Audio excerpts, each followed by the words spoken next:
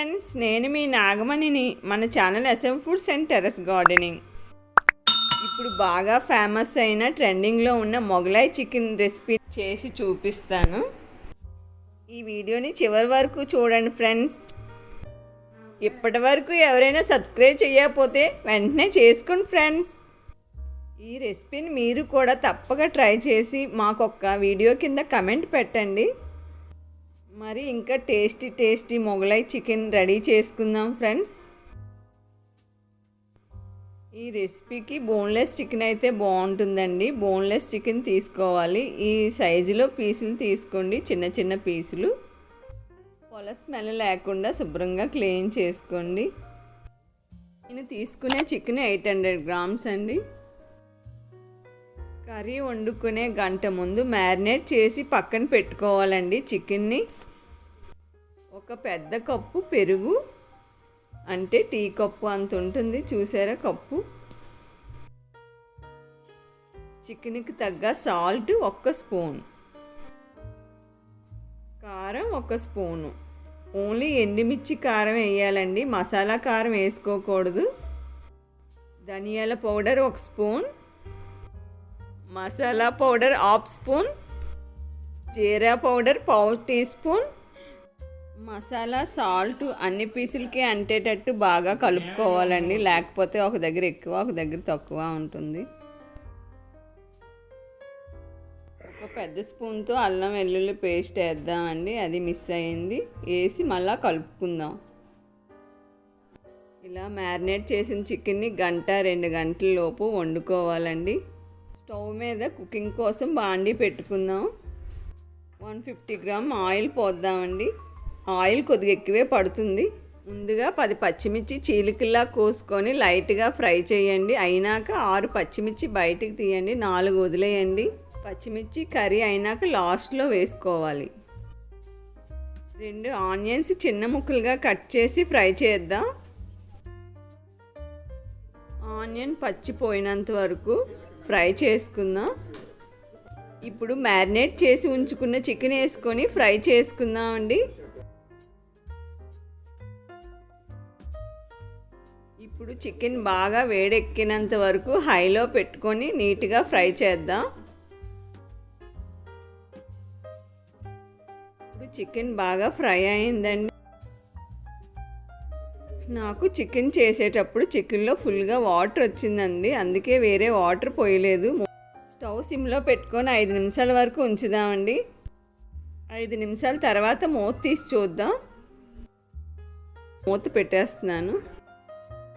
చికెన్లో పెరిగేసి మ్యారినేట్ చేసాం కదండి, అందుకే వాటర్ వచ్చింది.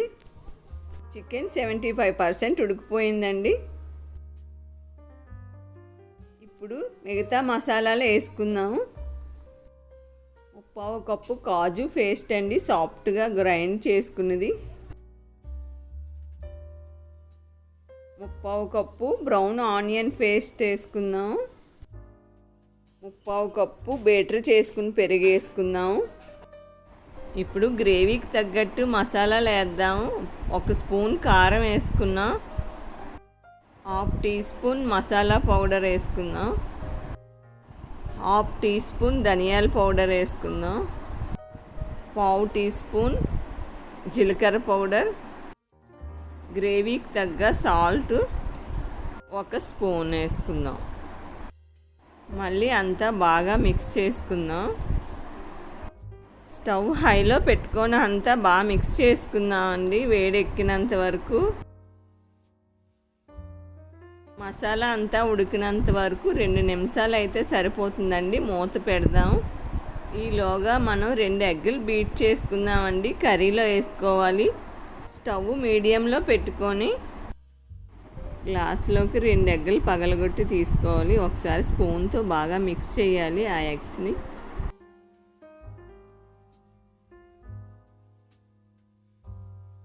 ఇప్పుడు కర్రీ మూత తీసి చూద్దాం. 2 నిమిషాలు అయింది. మాకు ఈ కర్రీ థిక్నెస్ సరిపోతుందండి. మీకు ఇంకా కొద్దిగా లూజ్గా కావాలంటే కొద్దిగా హాట్ వాటర్ మరగబెట్టి వేసుకోవచ్చు. మనం కలిపి ఉంచుకున్న 2 eggs లిక్విడ్ని ఇలా సన్నంగా వేస్తూ కలుపుకోవాలండి. అది గ్రేవీలో మిక్స్ అవుతుంది. వేసిన వెంటనే గబగబా కలిపేసుకోవాలి, లేకపోతే ముక్కల్లా ఉండిపోతుంది. ఇలా అయితే సన్నంగా జారీలాగా గ్రేవీలో కనిపిస్తుందండి. ఇది వైజాగ్లో స్పెషల్. మొగలాయిలో ప్రతి హోటల్లో ఇలా హగ్గేసే రెసిపీ తయారు చేస్తారు. 2 minutes తర్వాత చూద్దామండి. కర్రీ రెడీ అయిపోయినట్టే.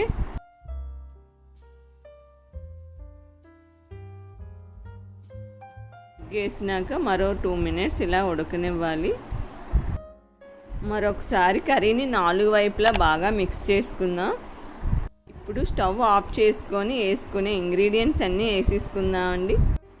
కొత్తిమీర 2 స్పూన్లు, బ్రౌన్ ఆనియన్ ఒక 2 స్పూన్స్, స్టార్టింగ్ వేపు ఉంచుకున్న గ్రీన్ చిల్లీ చీలికలు అవి కూడా వేసుకొని మరొకసారి కలుపుకుందామండి. Curry ready అయినట్టేనండి. వేడి వేడి మొగలై చికెన్ తింటే చాలా బాగుంటుందండి. ఒకసారి మీరు అందరూ తప్పక ట్రై చేయండి. ఈ వీడియో కింద ఒక కమెంట్ రాయండి. ఈ చికెన్ చిన్నపిల్లలు, పెద్ద వయసు వాళ్ళు అందరూ తినొచ్చండి. సాఫ్ట్గా ఉంటుంది. మళ్ళీ కొత్త రెసిపీతో కలుద్దామండి. Bye bye.